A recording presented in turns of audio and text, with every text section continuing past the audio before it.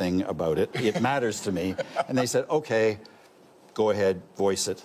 And they still cut it. Ken Dryden stands today as one of the few goaltenders whose name carries real weight across generations in Canada.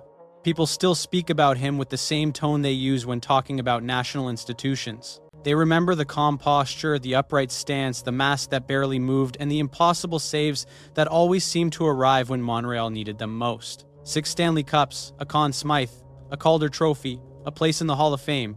These are not numbers on a wall. They are reminders of how dominant he was during one of the toughest stretches in NHL history. What separates Dryden from every other goaltender of his era is not only his height or his reach, it is the inner stillness he carried on the ice. This was a man who could watch chaos unfold 10 feet in front of him and still look as if he was reading a newspaper. Teams tried to shake him, they tried to rattle him, they crowded the crease, they jammed at loose pucks, they hacked at his pads, they crashed the net with the kind of force that defined 70s hockey. None of it seemed to break him. Yet there were players who got under his skin, not many but enough to leave a mark. Opponents who screened him on purpose because they knew it was the only way to beat him. Sharpshooters who waited an extra half second just to pull him out of position. Forwards who charged the crease hoping to create confusion, and rivals who understood that the only way to compete with Montreal was to disrupt the man who anchored everything behind the blue line. Dryden may have been the calmest player on the ice, but even he had a list. 5 names that tested his patience, 5 opponents who forced him to focus harder, 5 players he never forgot. Before we break down those 5 names, we need to understand the goaltender who controlled pressure better than anyone else. Ken Dryden was born in Ontario and grew into the game in a way that never fit the usual mold.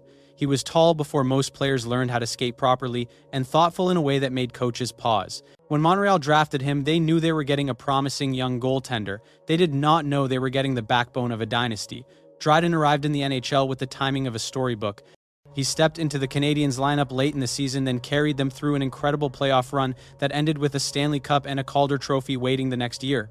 What made Dryden different was the blend of size and intellect. While others relied on reflexes alone, he played with an awareness that felt ahead of its time. He read plays as if he could see a second into the future. He knew where shooters preferred to release the puck. He understood how passing lanes opened and collapsed. His style was calm and positional, built on angles and patience, not desperation. Because of that, beating him was never easy. Scoring on Dryden became a personal achievement for many skaters across the league. Every rivalry Montreal faced ran through him, and every opponent who wanted to disrupt the Canadiens understood that they needed to unsettle the man in net. Now we can look at the 5 rivals who pushed Ken Dryden harder than anyone else. Number 5 is Darryl Sittler. For fans today, he is remembered as the face of the Toronto Maple Leafs during the mid-70s. For Ken Dryden, he was something different. He was the forward who refused to back away from the crease. When Montreal faced Toronto, there was always tension in the air. Those games felt heavier, and Sittler played a major role in that weight. He brought a combination of strength, balance, and stubbornness that forced every goaltender to earn their night. Dryden knew that any shift with Sittler on the ice could turn into a battle right in front of his mask. Sittler created problems in ways that were simple but effective. He planted himself in shooting lanes. He screened at the perfect moment. He tipped pucks without giving away any movement. He made life difficult by changing the angle of shots at the last second. For a positional goaltender like Dryden, who relied on reading the play, these small disruptions were dangerous. Sittler understood it well. He was one of the few players who consistently looked comfortable around Dryden's crease. There were playoff moments that added extra fuel. In the late 70s, the Leafs felt that they could push Montreal if they played with edge and energy. Sittler helped set that tone. He drove the net with confidence. He pressured defensemen. He forced Montreal to defend deeper than usual. Dryden often had to track pucks through multiple bodies because Sittler did not give him clean sightlines. When you consider how calm Dryden usually looked, those rare moments of discomfort speak volumes about the kind of opponent Sittler was.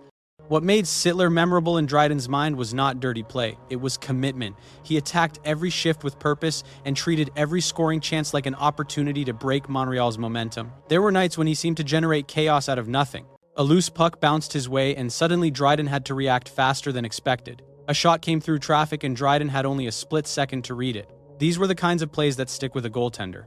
Sittler represented something larger. He was the identity of a rival that would not quit. He forced Montreal to stay sharp, and he pushed Dryden into moments of maximum focus. For a goalie who rarely showed emotion, Sittler was one of the few who made the job feel heavier. That is why he earns a place on this list. Number 4 is Phil Esposito. To most fans, he is known as one of the greatest goal scorers of the 70s. To Ken Dryden, he was something far more disruptive. Esposito built an entire career on making life miserable for goaltenders. He did it with strength positioning and a willingness to stand exactly where every goalie hated him most. When Montreal played Boston, Dryden knew that the crease would not belong to him for long. Esposito was coming, and once he arrived, there was no easy way to move him.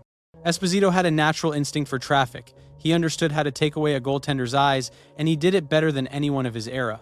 Dryden relied heavily on positioning and vision. When those sightlines disappeared, he had to depend on pure reflexes. That played directly into Esposito's plan. He tipped shots without warning. He redirected pucks that were going wide. He jammed loose rebounds into dangerous areas. Every shift with Esposito felt like a test of patience and focus. There were nights when Boston made it clear that their entire strategy revolved around him. They cycled the puck high, drew defenders out of the slot, and let Esposito operate in the chaos he thrived on. Dryden often had to hold his ground while bodies collided in front of him. He had to trust his instincts more than he liked. It was not that Esposito scored every time. It was that he forced Dryden to play in uncomfortable situations that no other forward consistently created. Playoff meetings added a sharper edge. The rivalry between Montreal and Boston was one of the fiercest in the league, and Esposito was at the center of it. When Boston gained momentum, he became almost impossible to contain. Dryden had to battle through layers of screens and second chances. A simple shot from the point turned into a scramble the moment Esposito touched it. For a goalie who preferred structure, those moments were difficult and unforgettable. What makes Esposito firmly belong on this list is the psychological pressure he brought. It was not just his physical presence. It was the knowledge that he could change a game with one shift. Dryden respected his ability but could not ignore the frustration he created. Every look, every battle in the crease, every redirected puck left an impression. Esposito pushed Dryden to work harder than he wanted to admit. That is why his name stands here at number 4. Number 3 is Gilbert Perreault. If there was one forward who could break a defensive structure with nothing more than a single stride, it was him. Perreault played the game with a blend of speed, control, and imagination that few players of his era could match. For Ken Dryden, who built his style on angles and anticipation, Perreault represented a unique challenge. He did not simply shoot from predictable spots. He created his own lanes, shifted directions without warning, and released the puck with a quickness that was almost impossible to time. When Montreal faced Buffalo in the 70s, Dryden knew that Perreault was the engine of their attack. The moment he touched the puck, the flow of the game changed. Defenders backed up, passing lanes opened, momentum tilted. Dryden had to make constant adjustments because Perreault rarely approached the net the same way twice. One rush might end with a low shot through traffic. The next could be a wrist shot released while skating across the grain. Even when Dryden read the play perfectly, Perreault's release could still beat the timing. There were games when Perreault forced Dryden to abandon comfort and rely on instinct. The Sabres used his creativity to stretch Montreal's defense. They pushed the pace and created open ice where Perreault thrived.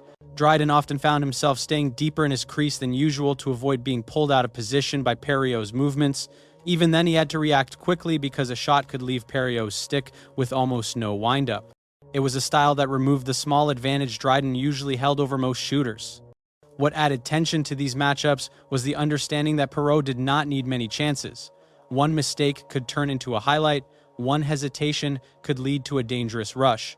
Dryden respected his talent, but the pressure of facing him never disappeared. Buffalo may not have matched Montreal's depth, but with Perreault on the ice, they always had a way to make games unpredictable. Perreault earns his place on this list because he brought a different kind of difficulty. Not physical battles in the crease, not heavy screens or crashes. Instead, he challenged Dryden's mind and forced him to react at high speed. For a goaltender known for calm control, Perreault was the rare forward who made the game feel fast and uncertain. That memory stays with Dryden even now. Number 2 is Bobby Orr. Even today, when people talk about defensemen who changed hockey forever, Orr is the first name they mention. For Ken Dryden, he was not just a superstar. He was a force that bent the rhythm of every game he touched. When Orr stepped onto the ice, every goaltender adjusted their depth. Every defender altered their spacing. Every coach rethought their matchups. Dryden understood this reality better than most because he had to stand in net and absorb the full impact of Orr's style. Orr attacked with a confidence that felt unfair. He carried the puck from his own zone, cut through center ice, and entered the offensive end with more speed than most forwards. That alone created problems. Dryden's positional game depended on reading plays early, but Orr erased those reads. He moved faster than expected. He changed directions in an instant. He released shots from angles that were not typical for defensemen. Dryden had to prepare for the unexpected every time Orr touched the puck. The rivalry between Montreal and Boston made these matchups even more intense. Orr was the heartbeat of the Bruins offense, and when he gained momentum, the entire building seemed to lean forward. Dryden had to stay locked in because Orr did not need a clean lane to create danger. He shot through screens. He passed through seams that were barely open. He forced goalies to move laterally with urgency. Those movements opened small gaps, and Orr knew exactly how to use them. The playoff series in the early 70s added another layer. Boston believed that with Orr driving the play, they could break Montreal's structure. Dryden often faced shifts where the puck never left Montreal's zone for long stretches. Orr controlled the blue line, extended plays, and fired pucks toward the net with both accuracy and power. Even when the shot did not go in, the rebounds created scrambles that Dryden had to solve in real time. Orr belongs near the top of this list because he brought a kind of pressure no one else delivered. It was not physical intimidation, it was total control of the game's pace. Dryden respected him deeply, but facing him demanded full concentration for every second of every shift. When a defenseman makes the goaltender feel chased, you know you are dealing with greatness. That is why Orr stands here at number 2. Number 1 is Reggie Leach. For Ken Dryden, this was the opponent who brought the most danger with the least warning. Leach did not need fancy movement or complicated plays. He needed one thing only: a clean touch. If the puck reached his stick with space, the next sound was usually the crack of a shot that left goaltenders frozen. His release was hard, fast, and pure. Among all the shooters Dryden faced, Leach was the one who made every save feel like a race against time. The Philadelphia Flyers of the mid-70s already carried a reputation for playing forceful hockey. They drove the net, they pressured every inch of the ice, they forced goaltenders into traffic and chaos, but Leach added something different to that identity. He brought pure scoring touch. He took a style built on pressure and added precision. Dryden knew that even if Montreal controlled the pace, one quick transition could put the puck on Leach's blade. If that happened, the danger level spiked instantly. The 1,976 playoff run stands as the clearest example. Leach was in one of the hottest streaks ever seen in the NHL. Every shot he took seemed to threaten the net. Dryden had to prepare for him in ways that were unusual. Most forwards had patterns. They had release points and tendencies that Dryden could analyze. Leach broke those patterns. He shot early. He shot late. He shot from areas where other skaters looked to pass.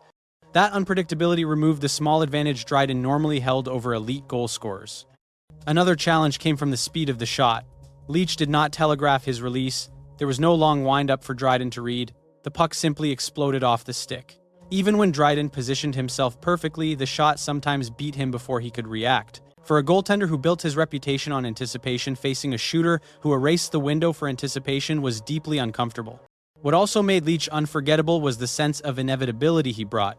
There were shifts when the Flyers were not even controlling the puck well, yet one good bounce could change everything. Dryden had to stay locked in for the full game. One mistake could turn into a momentum swing that tilted the entire night. Leach did not need volume to make an impact. He needed one chance, and he could bury it. Reggie Leach stands at the top of this list because he brought the purest form of pressure a goaltender can feel. Raw scoring ability with no warning. A shot that punished the smallest hesitation. A presence that kept Dryden tense even when play looked harmless. That is why Leach is number 1.